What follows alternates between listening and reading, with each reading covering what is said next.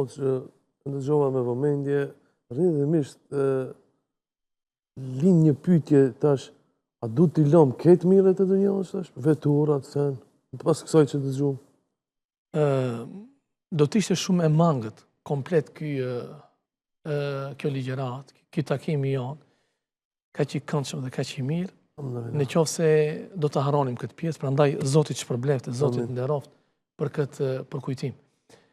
Tregohen kaluara për dy hoxhallar, të cilët kanë qenë shumë të fokusuar në davet, në thirrje, në islam, të ditur, të mirë, njerëz cilët e kanë kuptuar realitetin e kësaj dhunjaje. Dhe njëri prej tyre përshëndetet me shokun dhe del për tregti. Dhe rruga që është dashur ta bëj ka marrë diku 2 deri në 3 muaj. Mirë po ky kthehet për 3 ditë. Momentin që kthehet dhe takon shokun e tij, habitet shoku dhe i thot: "Pse kaq shpejt u ktheve? Kur ne e dim se sa duhesh ti të qëndrosh." Tha, e kishim keq kuptuar në dunja. Gabim ne kishim marrë punën e dunjas. Ne kishte mashtruar neve, tha, dunjaja. Pse vëlla?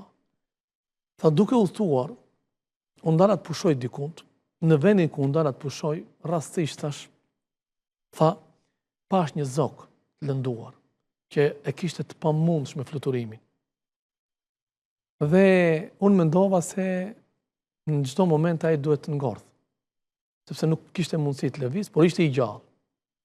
Dhe derisa unë mendoja që ai duhet të ngordh, çfarë për të pa? Një mësim madhështor nga dunjaja, që më la gojën hapur. Dhe më dha mësimin më të madh të dunjas. Tha, zogu tjetër, tha, i fortë dhe i fuqishëm, me ushqimin në gojë, tha, erdhi dhe ja solli ushqimin të lënduarit, e mori ushqimin, tha, dhe filloi, tha, ta merr veten. Dhe unë i thash vetes time, kur Allahu xhelle xhelalu këtë zog këtu nuk e ka haruar, pse ka për të më haruar mua? Që unë vrapoj pas për ta madhëruar Zotin dhe punoj që mos më mashtroj dunjaja. Dhe nga këtu e kuptova, tha, se e kotë është lëvizja dhe puna dhe angazhimi. Por shoku i tij ja dha një mësim edhe më të madh. Se sa mësimi që e mori nga zogu. E ky mësim është përgjigje e pyetjes tënde, Allah. Tha, vllau jem, po pse ti në rastin e parë u përcaktove dhe vendose që ti je zogu i plagosur? Pse ti nuk mendove sa e bukur do të ishte sikur të jem sikur zogu i cili me ushqimin në goja solli këtij tjetrit? Besimtari, vëlla, duhet punoj, duhet të angazhohet. Besimtari duhet të jetë aktiv, nga se dora që jep është më e dashur tek Zoti se sa dora që merr. Besimtari i fuqishëm është më i dashur tek Zoti se sa besimtari i dobët. Por kret ajo për cilën folëm ne ishte diçka tjetër. Çfarë? Mos të mashtrohemi vetëm pas kësaj dunjaje. Sa Allahu xhelle shanu në surën Al-Bekare thot, ka nga njerëzit të cilët ja kërkojnë të mirat e kësaj dunjaje duke harruar ahiretin, duke lënë pas çështjen e ahiretit. Këtu ishte tema jonë. E qartë. Komplet fokusin këtë dunja e kanë. Të mashtruar janë ata të cilët mendojnë se vetëm këtë dunja duhet punojnë. E si duhet jetë çështja e besimtarit? Wa minhum men yaqulu rabbana atina fid dunya hasane. O Zot, na jep nga të mirat e kësaj dunjaje, nga se në këtë dunja jetojmë. Wa fil akhirati hasane. Këtë mos të harrojmë. Dhe nga të mirat e ahiretit. Dhe të punojmë për të mirat e ahiretit. Pse? Kjo është ajo baraspesha që duhet kërkoj dhe duhet ndjek besimtari në jetën e kësaj dunjaje. Një pyetje në fund në stilin tem. A është haram me pas vetur Ferrari muslimoni? Jo, padyshim që nuk është haram.